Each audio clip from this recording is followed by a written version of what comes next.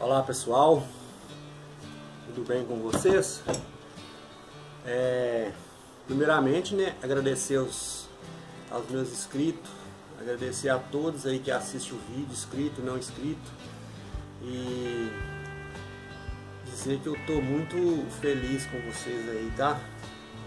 Coração mesmo. E estou aqui com mais um projetinho, né?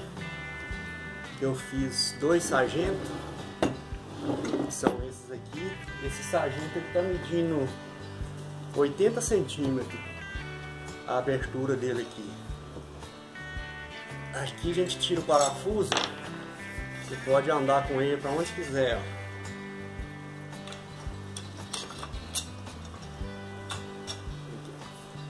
Tá vendo?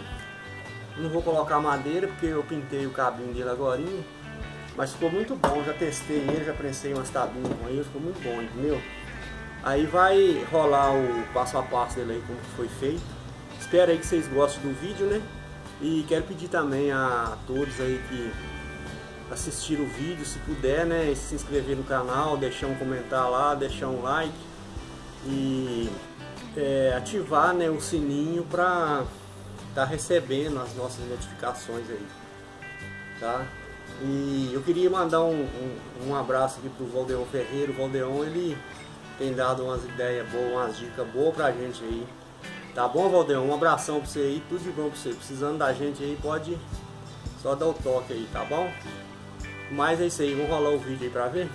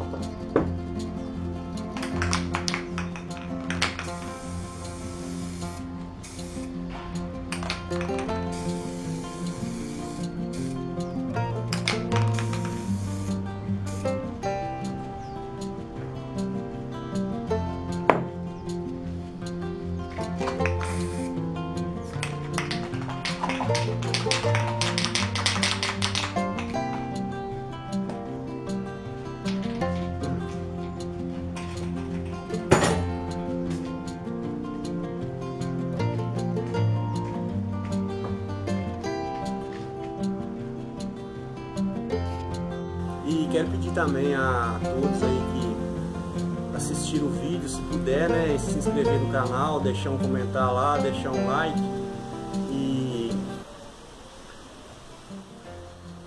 ativar, né, o sininho para estar recebendo as nossas notificações aí. Mas é isso aí.